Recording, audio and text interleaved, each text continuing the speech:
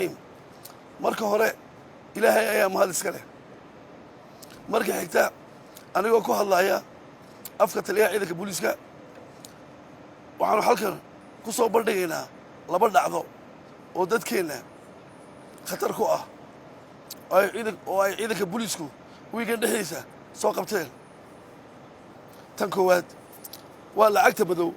ee doolarka Mareykanka ah qayb yar oo euro hayna ay ku jirto taasoo khatar ku ah dadkeena iyo dalkeena tiradeeduna waxay dhan tahay 302,000 oo doolarka madow ee Mareykanka ah oo ah forgery oo micnaheedu yahay been abuur iyo qayb yar oo euro ah waxa ka faa'iideysanayay koox gaangis ah oo si adag isku xidhan oo kala jooga Hargeysa Burco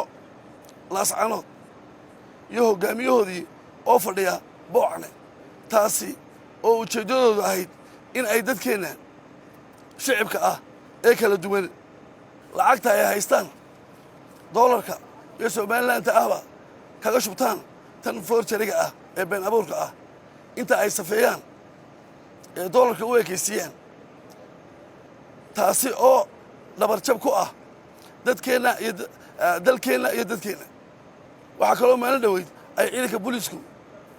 lacagtaas oo kale ku soo qabteen kuwii sitayna lagu riday xukun adag oo ay ku riday maxkamadda gobolka Hargeysa ciidanka boolisku isagoo kaashanaya dadkiisa ayay gacanta ku soo dhigeen lacagtaasi aad arkaysaan ee forgery-ga ah lacagtaasi waxaa lagu hayaa 5 nin iyo gabar insha Allah waxaa la horgeyn doonaa maxkamadda iyo xeeraaninta awoodda u leh qaadista dambigaasi waxaan uga digaynaa cid kasta oo arrimaha si faraha kula jirta inay ciidanka boolisku ka dhuuman karayn oo la soo qaban doono tan labaad waxaa kale oo halkan idinku soo bandhigaynaa oo ay ciidanka boolisku soo qabteen maanta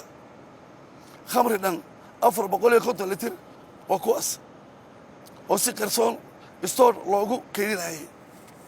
laguna soo qabtay 2 qofood 2 eedeysane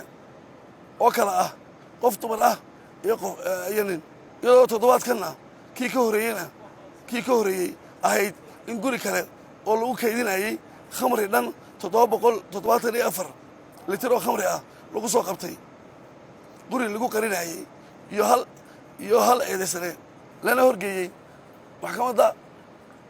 iyo xeelaaninta awoodda u lahayd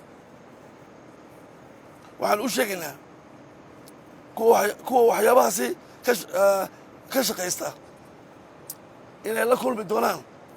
dacar qadhaadh waxaan guud ahaan u mahadnaqayaa meel kastoo ay joogaan ciidanka booliska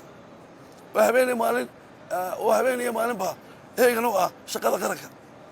waxaanu ku boorinayaa